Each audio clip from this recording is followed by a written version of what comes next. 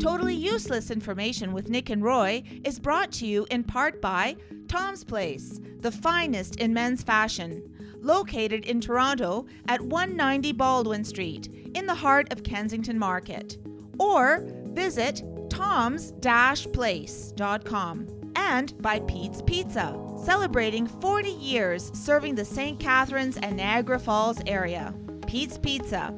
Life is not about finding yourself, it's about finding pizza. If you're hungry, visit petespizzaniagara.ca.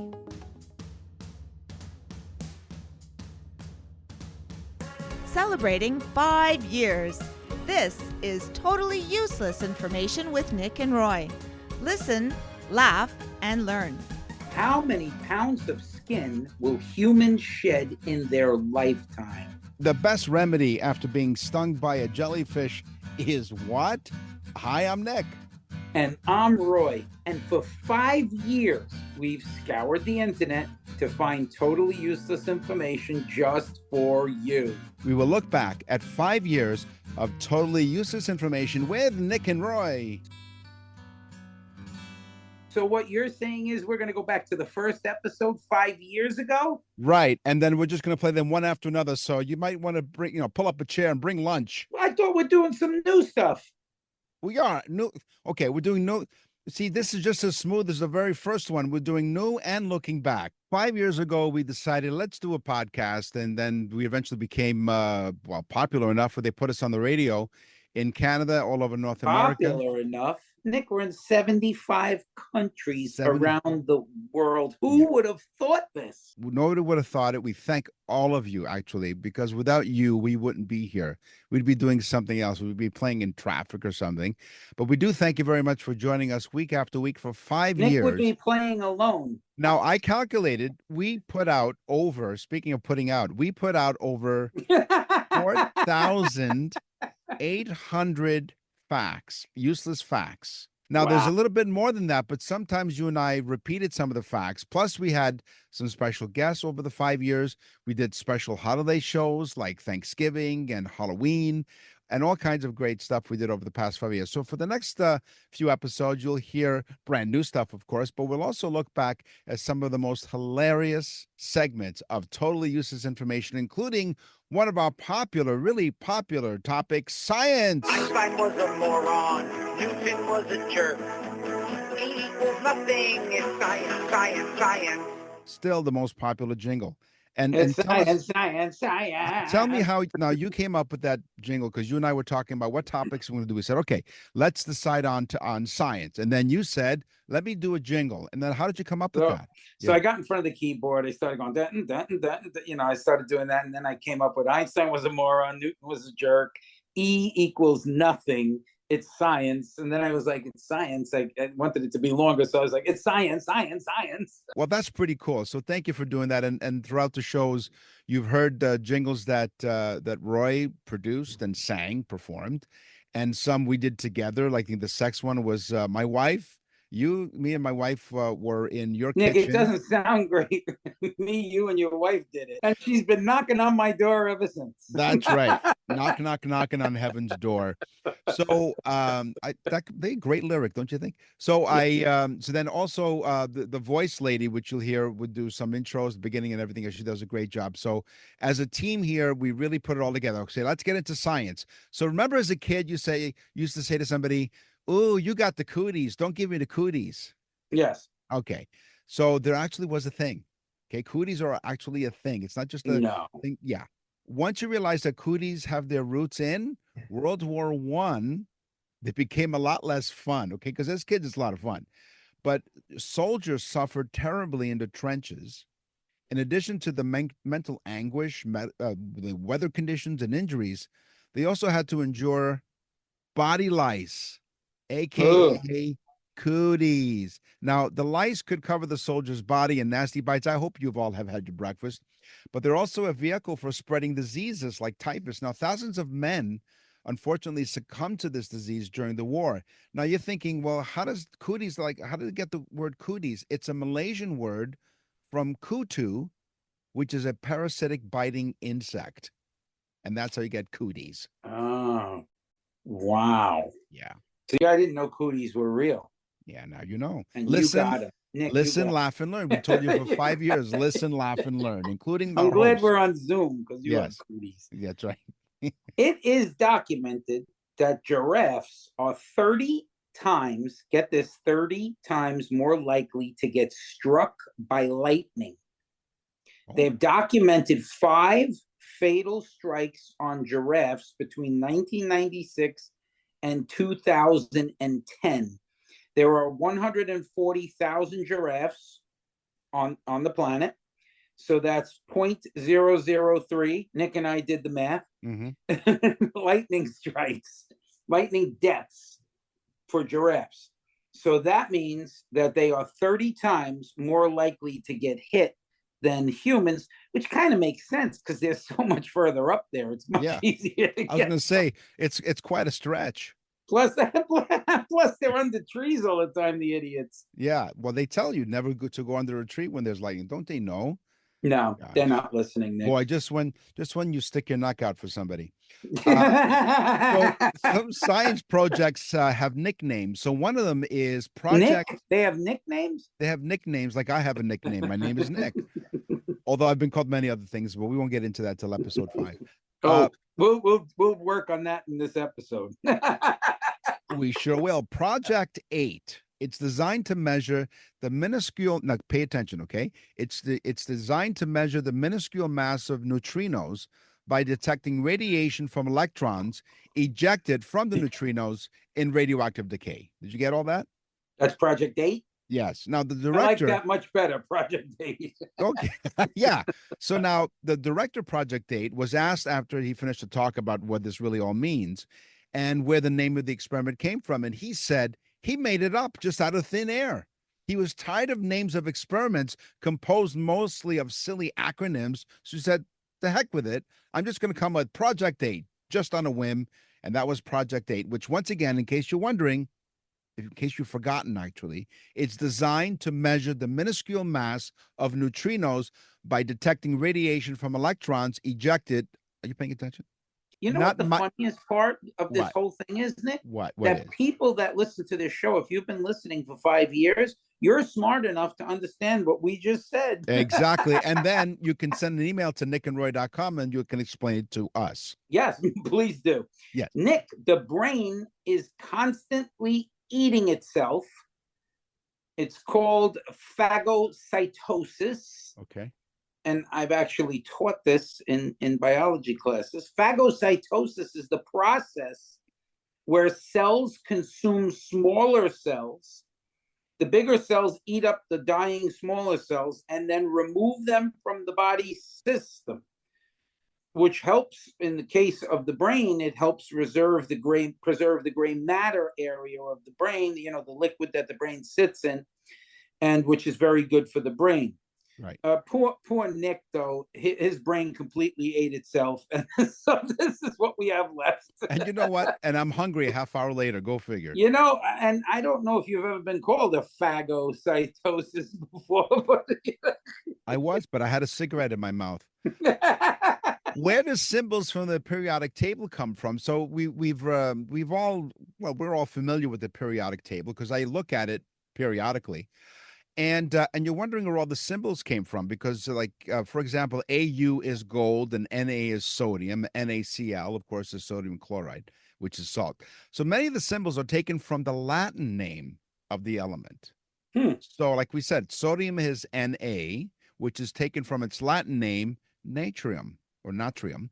Gold, Au, comes from Au. Hey, you, give me your gold or I'll kill you. It sounds like how we used to talk in the Bronx. Hey, you. Yeah. Hey, you, Midas, give me your gold. Gold, and it gets its name from the Latin word for gold, which is aurum. And other elements have symbols that come from the names in languages other than Latin or English as well. So that's what makes up all of the periodic table. People are learning stuff today, boy. Yep. Let's get to one of my favorite subjects, the largest piece of fossilized poo or crap. Yes. It was discovered. It was dinosaur poo. In fact, it was T-Rex poo after they did a little DNA on it. It was T-Rex poo. It was 30 centimeters long. Now, I'm in the United States, but you'd know what that is, Nick, 30 centimeters. Yes. It was 30 centimeters long and 2 liters in volume. They found another one next to it, which was 29 centimeters long and 1.9 liters in volume. When they did the DNA analysis, they found that one was Nick's. Right. No crap. The fact before the Nick one was actually true. Right. By the way, in case you're wondering, it's 11.8 inches. The next science fact is moronic acid, and this is so totally Roy. Moronic acid. You're a moronic acid. It's naming a chemical from its source is a common way of distinguishing compounds. So what else would you call an acid derived from a tree called mora, except moronic acid? Is that where they get it? I'm using it. I'm using it on a garage floor, moronic acid. You use it in pools and stuff too. Well, studies have found that it may be a powerful agent against HIV and herpes as well. So what the hell are you drink it, you don't have to worry about getting it. I was going to say, what the heck are you doing on your garage floor that you need to treat it with moronic acid? You're listening to Totally Useless Information with Nick and Roy. We are 5 years now, celebrating 5 years of Do you have another fact, Nick? Do I? I think did so. I lose track already? Yeah, you said 4. That's so right. I got one more. You got one more. Okay. 3. See, this is no. Hold on. Don't give me a 3, 2, 1. This is like we try to make the show as organic as possible. Like there's very little editing. Like we spend more time in researching the stuff and recording the show than editing the show. And in some cases, you really notice it right away. Yeah, I know.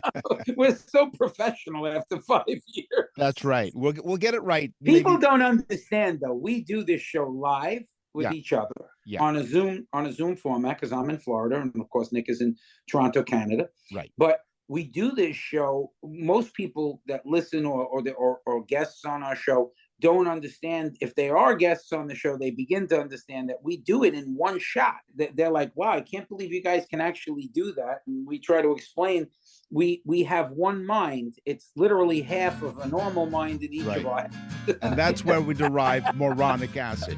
Nick and Roy will continue with totally useless information. You're listening to Totally Useless Information with Nick and Roy, and we're absolutely thrilled and stoked to have a brand new partner on our show. It's Pete's Pizza from the Niagara region. Oh, boy. Let me tell you, listeners of this show know that I was in the restaurant business for a lot of years.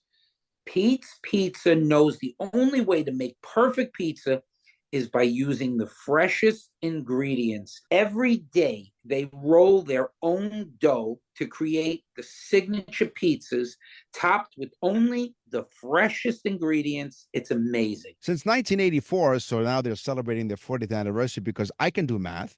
The 6 Niagara locations have been known as the small pizzerias that are big on taste and easy on the budget as well. With locations across St. Catharines, Niagara Falls, you're just minutes away from some of the best pizza and wings in town. They're always open late. Find a Pete's Pizza near you.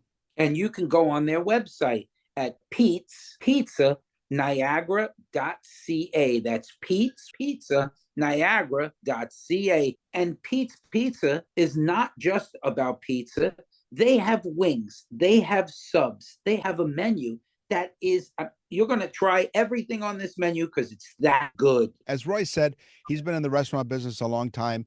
Pete's Pizza is family owned and operated. They began as one location off Pleasant Avenue, St. Catharines, and now 40 years later, it's still there and other locations in St. Catharines and Niagara Falls to serve you. They also give back to the community. You'll find them in church parking lots and all kinds of events and fundraisers and then school lunch programs. So they truly give back to the community. So thanks to Pete's Pizza. Check them out, pete'spizzaniagara.ca. That's pete'spizzaniagara.ca. Life is not about finding yourself. It's about finding pizza.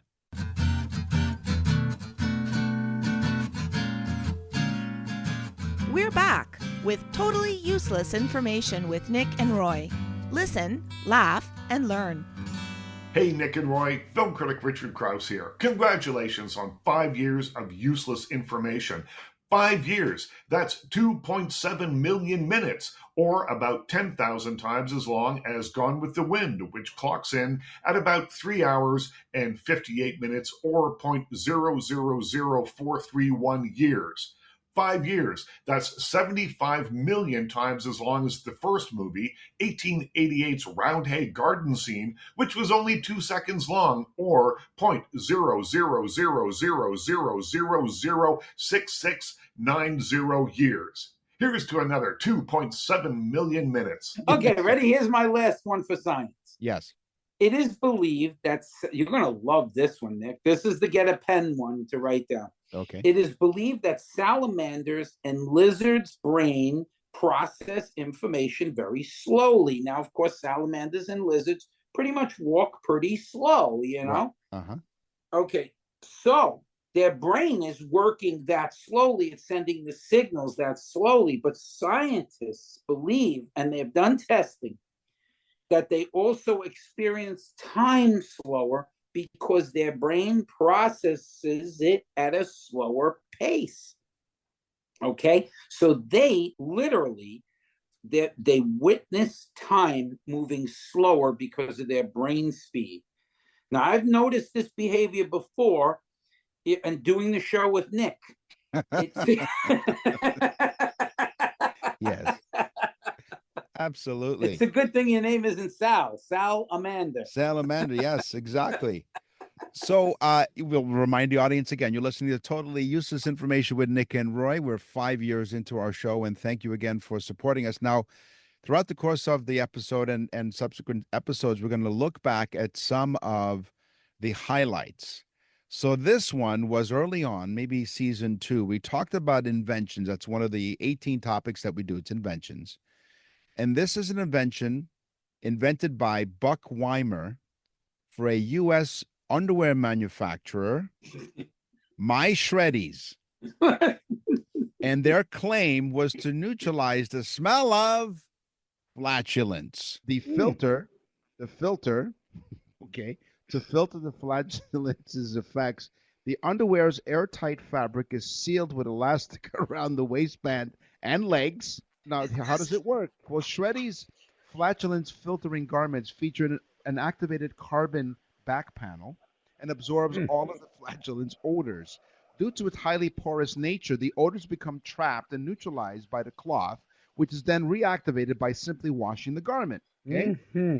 If you want to buy a pair, or perhaps a pair for your significant stinky other, if you're wondering if this works, there's some testimonials. Thank you for creating a product. Thank you for creating a product that changed my life. I can now work indoors.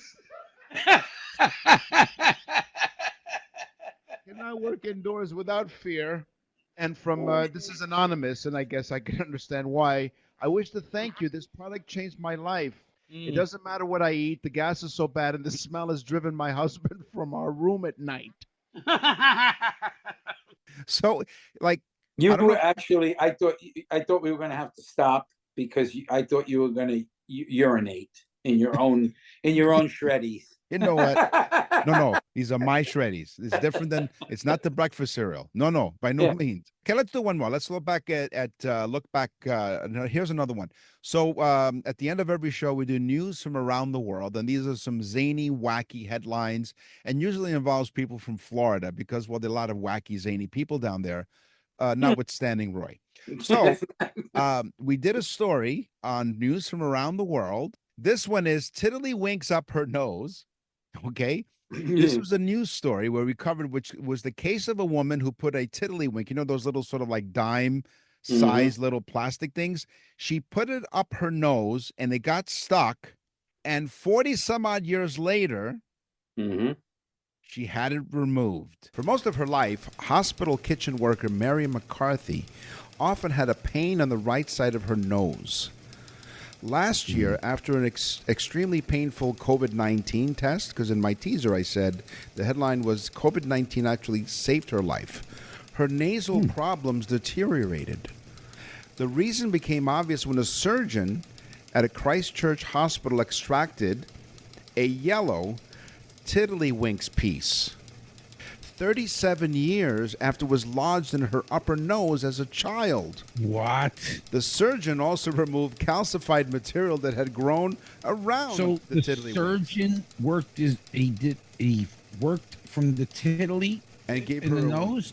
Yes, he grabbed a tiddlywink from her nose 37 Yeah. years after she lodged it in there. Now, tiddlywinks is the game which was developed in England in the 1860s and it's played with small sets of small discs called winks. Little tiddlies. Yeah, Little tiddlies. exactly. All right. Yeah. So McCarthy, who's now 45, was recovering, although still in pain and very nasal, was breathing through her right nostril for the first time How in big 8 is months. a tiddlywinks piece? Almost the size of a dime. In her nose for 30-something years. Yep. She didn't realize there was a problem. She remembered that while playing tiddlywinks as a kid when she was 8 years old. So 37, so that makes her 45. 45 years old. Okay? 30. Oh, my God. So as a kid, she and her siblings were playing, and then she would stick them up their nose and then blow them out of their nose. Mm-hmm. One time, she accidentally inhaled one of them instead of blowing it out, and she was too scared to tell her mother, so she didn't. So she hid it there. She hid it in her nose. She remembered being... She said nobody will know. Nobody knows. Nobody knows it was in her nose. See, that's what she knew. Nobody knows it's up there. That's right. But she remembered being terrified at the time because thinking, where did it go? And then she always had difficulty breathing, like I have difficulty talking, through her nose over the years, but never gave it much thought. But the problem took a turn for the worse. Uh-oh. The tiddlywink that caused McCarthy's pain and breathing difficulties started to get lodged. After a COVID-19 nasal swab test, she was in pain for days afterwards. There it goes. Then starting developing serious sinus problems. Her nose was leaking constantly and in a lot of pain.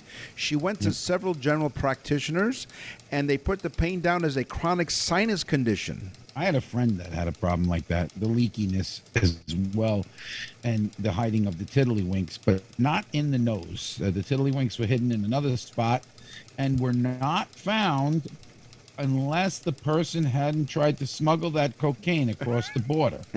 So cocaine saved the life of a friend of mine.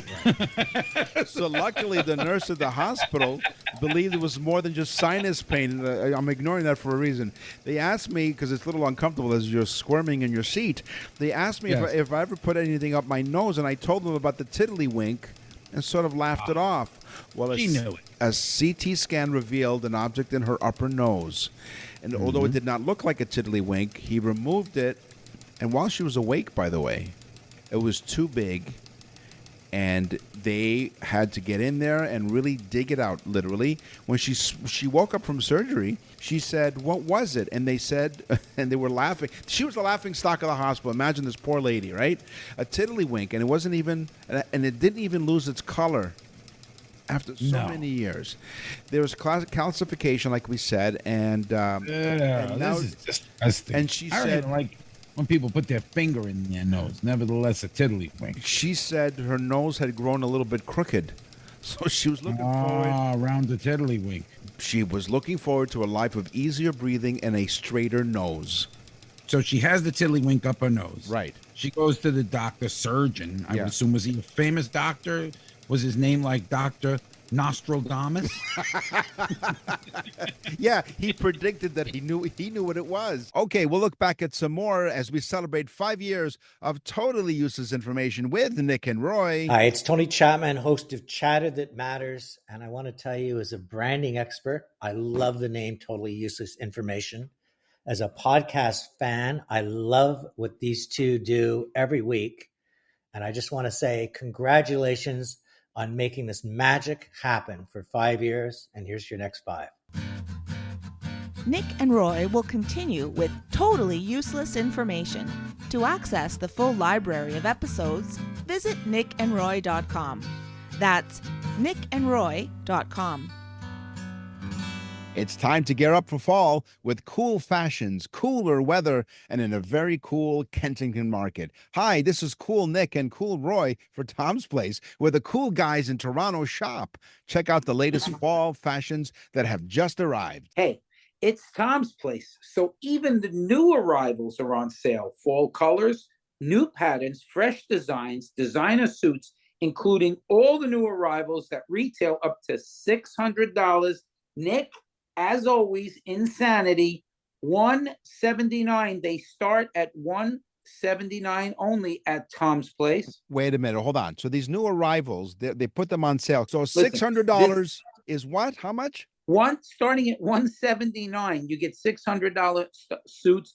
And listen, you know his selection, you know the quality.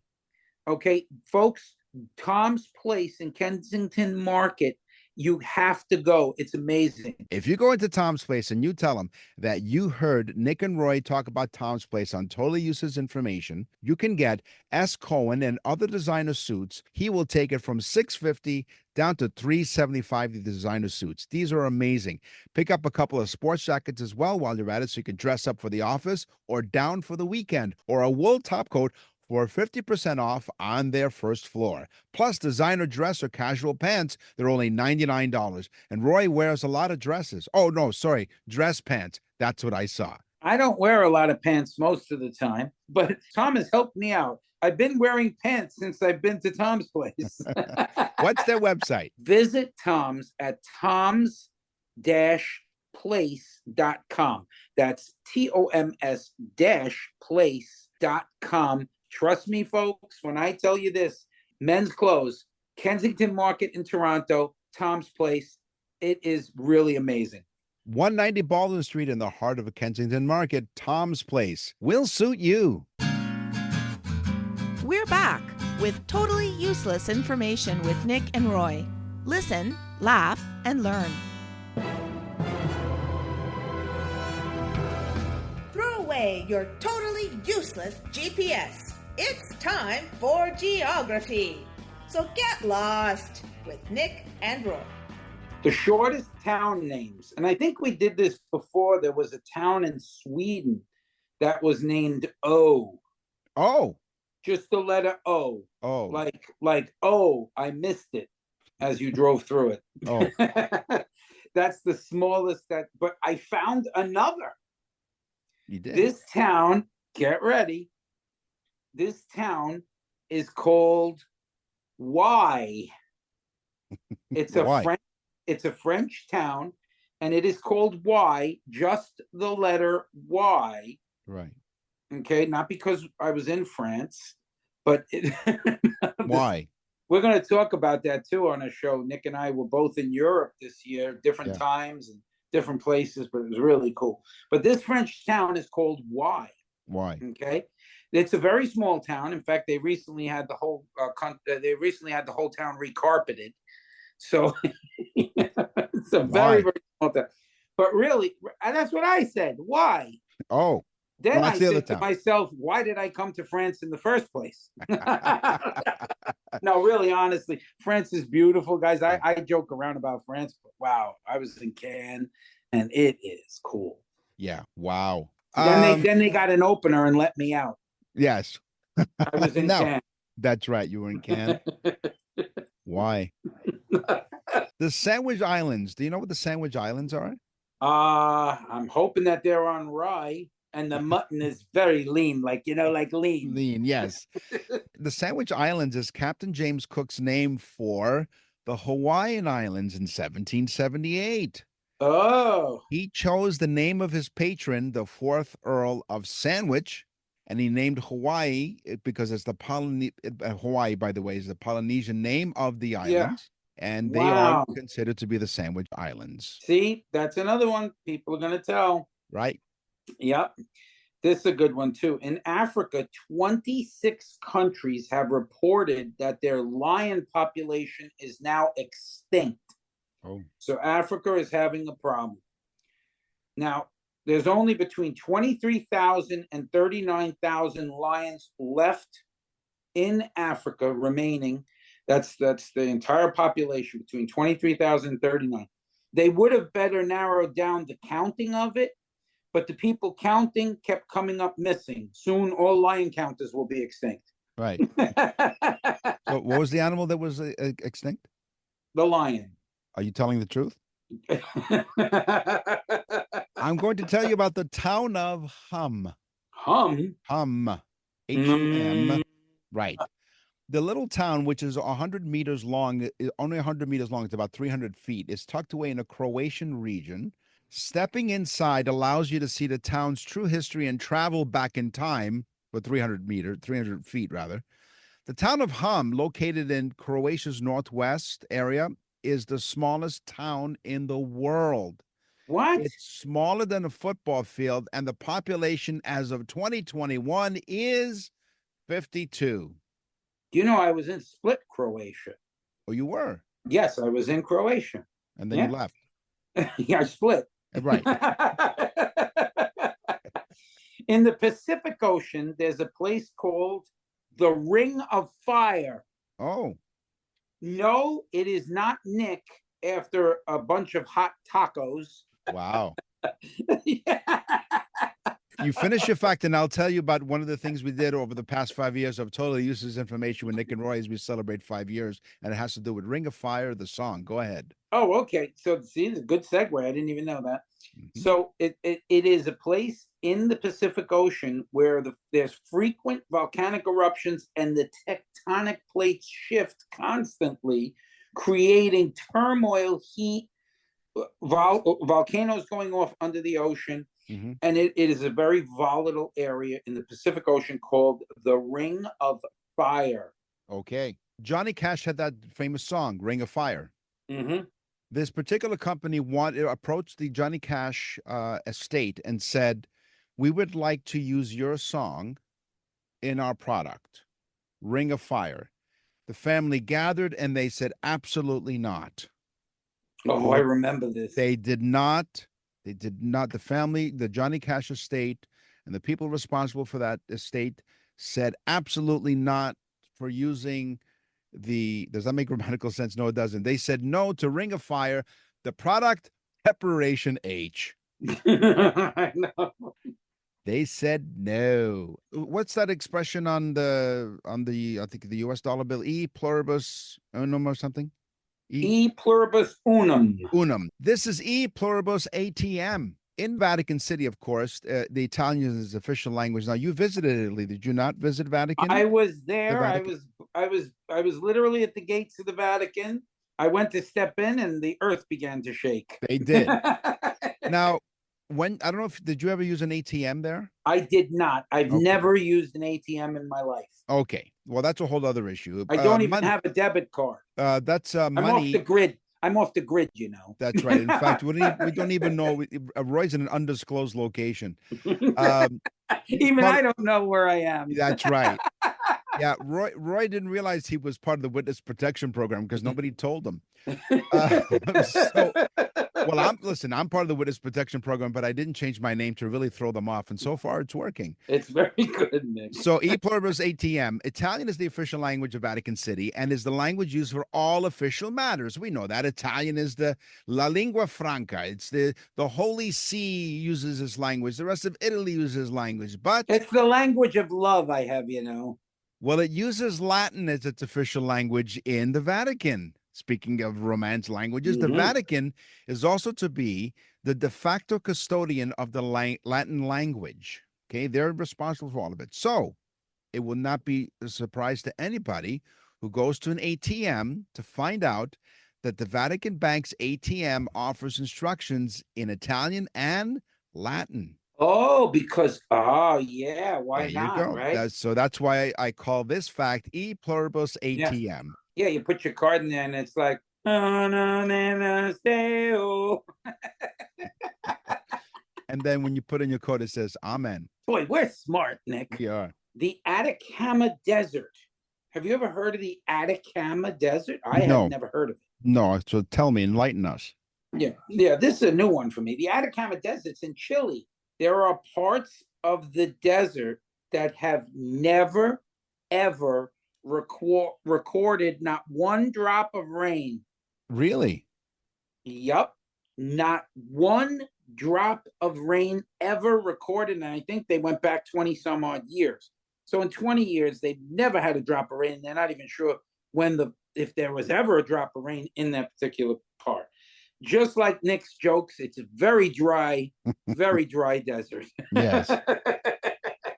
But I'm quite vast in my intelligence, which, by the way, people I don't know if the people have approached you, well, in general, but people have approached you and asked, do you use AI in our show? And I tell them absolutely not. And we can guarantee this. In the 5 years and to this day, and we will always have this as a policy, we will never, ever use artificial intelligence. In fact, we won't use any intelligence at all, artificial or otherwise. We've been getting along for 5 years, not using any intelligence. Why in the hell would we do AI? Exactly. So let's go back to the Vatican for a second. The Pope is protected by Swiss guards. There are 135 Swiss soldiers. And a Swiss Army knife. That's right. Well, that's what they use as weapons. They get you with the fork, you know? That's right. So they're known as the Pontifical Swiss Guard. I wonder if they eat Swiss cheese and they have Swiss Miss chocolate mix. I wonder. Yeah. Yeah, they've been protecting the Pope since 1506. Pope Boy, Julius. is he old. Yes, he is. Well, they're holy guards. They were first hired in 1506 by Pope Julius II, who needed personal protection from any enemies of the church, because there are only one or two enemies of the church in the 1500s. Yeah, exactly. They're easily recognizable by their colorful striped uniforms. Not anyone can join the Swiss Guard, by the way. Okay, so I don't know if you were wondering, but one has to be male. Well, that covers both of us. Between 19 and 30 years old. Okay, we're out. But not only that, but you have to be 5 feet 10 inches tall. Nick and Roy will continue with totally useless information. You're listening to Totally Useless Information with Nick and Roy. Listen, laugh, and learn. Speaking of geography, you know, Nick and I love Rodney Dangerfield. Yes. And I was listening to a thing and they had a Rodney quote on it. And Rodney said he lives in New York and he lives in a very bad area. It's a lot of crime. It's very dangerous. He said, so he just moved in and he said he saw a cop and he said to the cop, hey, how far is the train station from here? The cop said, I don't know. Nobody's ever made it. Yeah, and I think further on in that bit, he talks about how the high school is the only school that had an obituary section. So let's look back. So as we celebrate 5 years, and thank you for listening to Totally Useless Information with Nick and Roy. We are coast to coast to coast in Canada, all over North America, of course, and also 75 different countries around the world on the iHeartRadio network in Canada. And we really thank you. We are truly humbled by the fact that you've listened to us and given us feedback. And there's some people who don't like our show, and that's fine. That's completely. Speak for yourself, Nick. I expected all of this. Let's go back to another highlight from our 5 years of Totally Useless Information with Nick and Roy. Back to news from around the world, and I think you remember this one. You enjoyed this one. This is about the bear that was in the outhouse. And I love that one. And took a bite out of. It was a brown bear, Nick. That's right. It didn't start out as a brown bear, but eventually I think it was a gold brown bear. No, it was a cinnamon colored bear. That's right. Anyway, let's not reveal all of it. Here is, as we look back in the past 5 years, the bear in the outhouse. An outhouse is probably a good place to be if you're going to have the crap scared out of you. Shannon Stevens visited her commode in Chilkat Lake, Alaska. Turned out to be a heart-stopping. Let's stop for 1 second. Yes. Chilkat. Oh, I'm sorry. Chilkat Lake, Alaska. I think the listeners are going to think it sounded like Chilkat. I apologize if I wasn't enunciating. Because I was breaking out the thermals just thinking about it. But go ahead. It was a heart-stopping experience at the outhouse, probably a little bit painful. The moment when she came butt to face with a curious bear. What? She was in the outhouse? She says, I just sat down and the thing bit me right away. I jumped up, screamed for my brother. Eric Stevens came running over from his yurt on his property when he heard. Yurt? It's one of this, like a little tent. It's like a little outdoor tent, okay? When he heard his sister scream, he ran towards the outhouse and found his sister with a puncture wound on her butt. She was still standing there with her pants down, he said. Wait a minute. The bear was in the hole? Yes. What? What, he bit her and got out? Oh, hold on. Let me read the story. Let me read you the news. I'm still in the yurt. She got hurt in the yurt. She was still standing there with her pants down, her brother said. What bit you? Where is it? And boy, do you look hot. No. And she said... That's strange, but go ahead. Dear Penthouse. No. She said the bear is in the hole. Her brother... No, Jesus. It gets worse. Her brother shined the headlamp and opened the lid. Was like, well, bend over. There you go. So I can see him. No, not that hole. And right there... Okay, he's still in the hole, the bear. So he took the lamp and he shone it on the hole, and right there at the level of the toilet seat was a cinnamon colored bear face. Cinnamon. Why?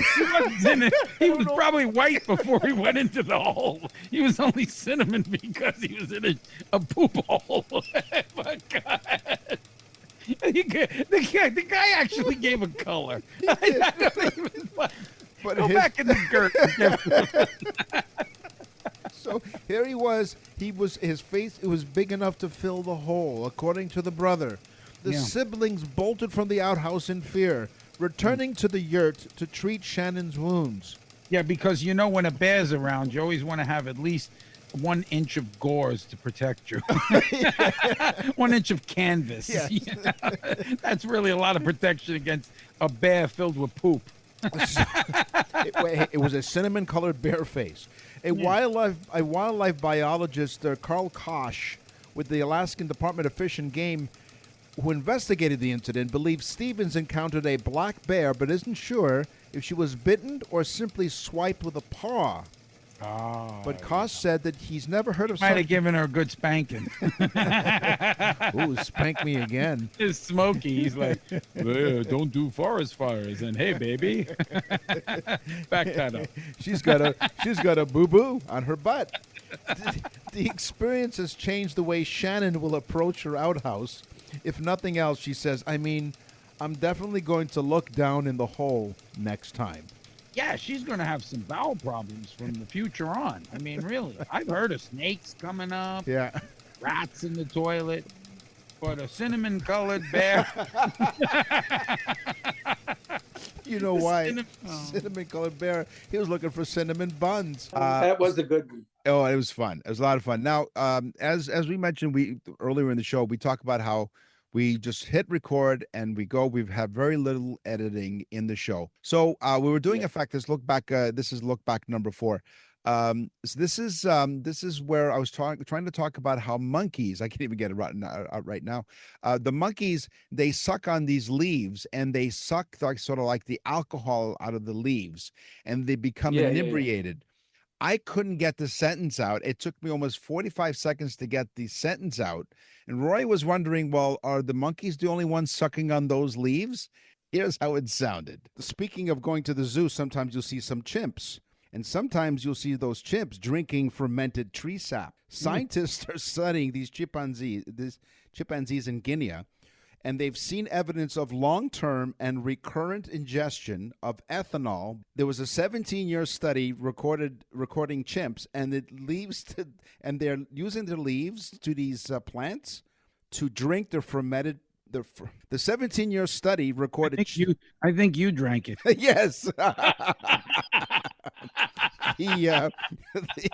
Yes, I was visiting the chimp cage before I started the show today. The 17-year study recorded chimps using leaves to drink fermented palm sap. Some drank high enough alcohol to produce what they called visible signs of inebriation. Yeah, they get whatchamacalls it SUIs, which is swinging under the influence. That's right. It took me a couple of seconds to put that together. It's okay. Yes, I think I had a little bit of that juice myself. I think they are swingers. Yes. Of the many guests that we had on our show, we had someone talk about poop, the poop book. We talked to a nutritionist. We talked to somebody with music. We talked to Richard Krause, the guy that lived underwater. The guy who lived underwater. The guy Yeah. who we interviewed somebody. These will be all highlights in the next several No episodes. shoes, Nick. Remember the man- guy, no shoes? That he had no shoes for 20 years. It was for medical reasons, though. Okay, and we'll talk about that. A Mhm. bittersweet. This is a bittersweet part for me personally, and even for Roy to a certain extent.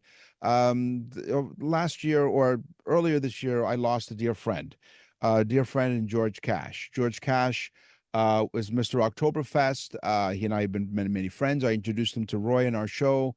And George was no secret. He was Santa Claus in a Santa Claus parade for 5 decades and more. And he was just absolutely a character. He and I performed in Joey and Gina's comedy wedding together for 20 plus years, became fast friends. He was one of the nicest people that I met doing this show. And I honestly have to say, he was a pleasure to talk to and just a really great guy. So George and I have been friends for 20 some odd years.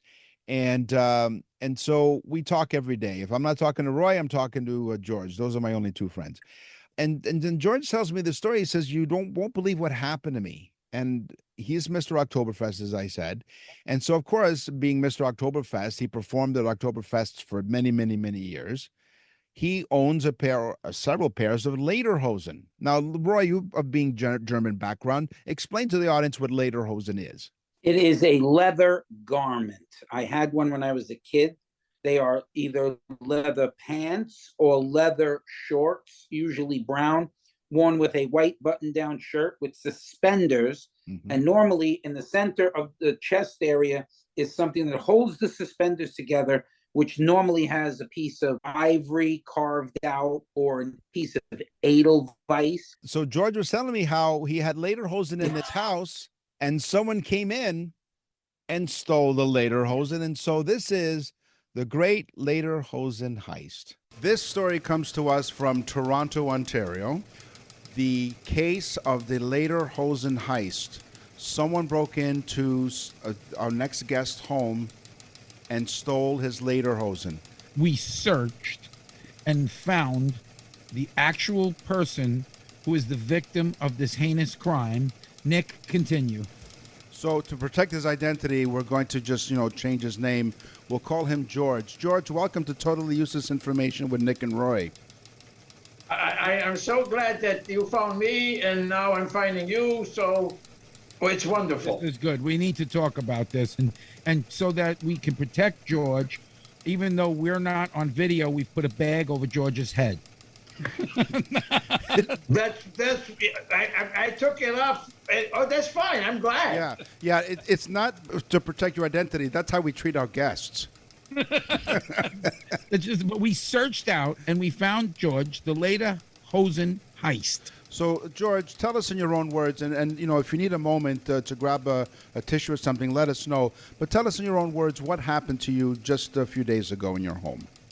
I woke up. I wanted to go to the car. I go to the back steps. All of a sudden, I see my boots are all over the place, and my jacket is not hanging up on the hook. I see another jacket that doesn't belong to me. I shake it. A wallet falls out. Oh. Whose wallet is this? I don't know. I go downstairs thinking I left my jacket by the laundry. No, I feel a draft. There's a window that's open in my basement. George, did you have pants on when you felt the draft? Yeah, I had my pants on because I was in my PJs. Just checking. Yeah, and so I look where the draft's coming from. I have a bookcase, and on top of the bookcase, I had my lederhosen and my lederhosen type shirts, but they're not there. So let me ask you, George, can I call you George?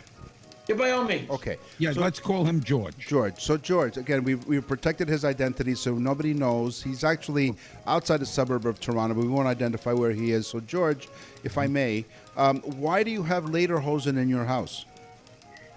Because for many, many years, I've been self-proclaimed as the king of Oktoberfest. So you realize that your lederhosen has been... The man stole his lederhosen. So yes, but may I interject here? Yes. It wasn't the short ones. These were the long ones. So you had the full leather pants. Oh, yeah. They stole a lederhosen. What other items did he steal? They stole socks that went with them. They stole the shirts that went with them. They also stole, are you ready for this? at my back door, my winter toque and a pair of leather gloves. So these people were out for ethnic clothing. I'd say this falls under a hate crime. Yes. So wait a minute. So he took your woolen, your toque, your long leather lederhosen to keep warm, but left his jacket with his wallet in? Oh, no, not only did he leave his jacket, he also left his jeans. And he also left a pair of Doc Marten boots. Right. And that's why I think he stole my lederhosen, because he lost his jeans. I think he had to go wee-wee or something, or maybe he should have gone did the poop business. I don't know, but he took my leather pants. Okay. So this guy literally used your house as a changing room. Yes. Okay. I was sleeping. No, this is wrong. It was in the morning. I was asleep in my bed. I guess what? Another bing bing on my doorbell. It's him again? It's him again. No. What do you want? What do you want? Like your No. China or something? Hang on a second. Here's the best part. He said, "Hello, excuse me, but I'm the guy that was in your house," says he. So he confessed. Yeah. And the best part is he has a big bag with him. And guess what's in the bag? Your lederhosen. My lederhosen. Wow. The socks. So did you ask him why he came into your house? Was he like stalking you? How did he know that you had lederhosen in your house? I don't think he knew. I think by accident he fell into my house because I was kind of thinking that I locked my back door properly, but I didn't. So when he came to my door, I said, "Could you go around the back of the house and show me how you got in?" So you asked him to recreate how you got into your house. The grumpy. Yes, I wanted to be a cop. Bring you a pretzel and a beer. But go ahead. Well, he didn't, because I don't think he knew what the lederhosen was all about. George is a nice guy. George is a humanitarian. Yeah. This is why they call him the king of the Oktoberfest. So we want to thank you very much for joining us. And so that you know, guests of Totally Useless Information with Nick and Roy, accommodations are provided by the guest because we have no budget. Well, that was quite something. And he's dearly missed. And his recording on our shows will live forever. Thanks for listening. We'll have more. We'll scour the internet as we have for 5 years. We'll scour the internet and other sources to find out totally useless information just for you. I'm Nick. And I'm Roy. And until then, be happy and safe. Thanks for listening. Totally Useless Information with Nick and Roy has been brought to you in part by Tom's Place, the finest in men's fashion. Located in Toronto at 190 Baldwin Street in the heart of Kensington Market, or visit toms-place.com. And by Pete's Pizza, celebrating 40 years serving the St. Catharines and Niagara Falls area. Pete's Pizza. Life is not about finding yourself, it's about finding pizza. If you're hungry, visit petespizzaniagara.ca.